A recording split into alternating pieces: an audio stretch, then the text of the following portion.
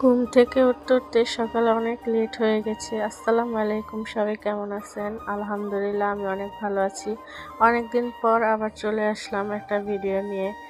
আসলে একটু অসুস্থ থাকার কারণে ভিডিও করা হয় নাই। তো আজকে সকালবেলা উঠতে একটু দেরি হয়ে গেছে। রাত্রে ভাত রান্না করেছিলাম, সেই ভাত তেমনই রয়ে গেছে।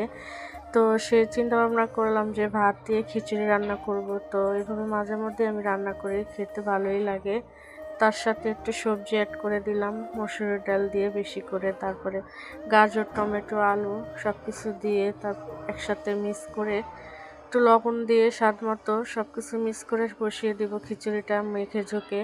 আসলে এভাবে খিচুড়ি রান্না করলে খেতে অনেক ভালো লাগে। কার কাছে কেমন লাগে জানাবেন, আমার অনেক পছন্দের খাবার এভাবে। তো এই খিচুড়িটা রান্নার শেষে বাগার দিলে খেতে মজা লাগে। তো এখন এটার সাথে আমি একটু পেঁয়াজ রসুন ভালো করে দিয়ে একটু তেল বেশি করে দিয়ে একসাথে মিক্স করে তারপরে তেলের ভিতর ভেজে নেব, বাগার দেব। আসলে এভাবে বাগার দিলে খিচুড়িটার স্বাদই অন্যরকম হয়।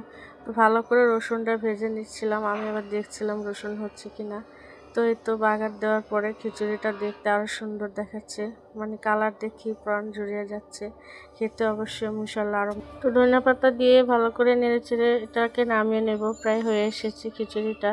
তো ভাবলাম খিচুড়ির সাথে একটু ভর্তাও করি, ভর্তাটা করলে মন্দ হবে না, তার জন্য একটু শুটকি ভর্তা করলাম, চাপা শুটকির ভর্তা। তো এর জন্য পেঁয়াজ, কাঁচামরিচ, একসাথে রসুন, ধনিয়া পাতা ভালো করে শুটকি ভেজে নিয়েছি। তো শুটকির ভর্তা সবাই বানাতে পারে না, শুটকি ভালো করে ধুয়ে ভালো করে ভাজলে অনেক সুন্দর ঘ্রাণ আসে। তো এই তো পাটায় বেটে নিলাম ভর্তাটা।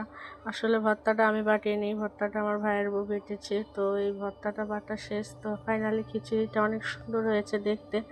তো তারপরে একটু কাপড় চোপড় নাড়ছিলাম বাচ্চাদের, ওগুলো ধুয়ে রেখেছিলাম মনে নেই। তো এই তো নেড়ে দিলাম বারান্দায়। তো সংসারের সব কাজ সামলিয়ে শেষ করে খিচুড়ির সাথে আচার হলে মন্দ হয় না, একটু আচার নিলাম আর এই যে ভর্তা দিয়ে তারপরে খেতে বসলাম। গলাটা ঠান্ডায় বসে গেছে, তাই কথা ভালো করে দিতে পারছি না। তো কেমন লাগলো সবাই জানাবেন, সবাই ভালো থাকবেন, আল্লাহ হাফিজ।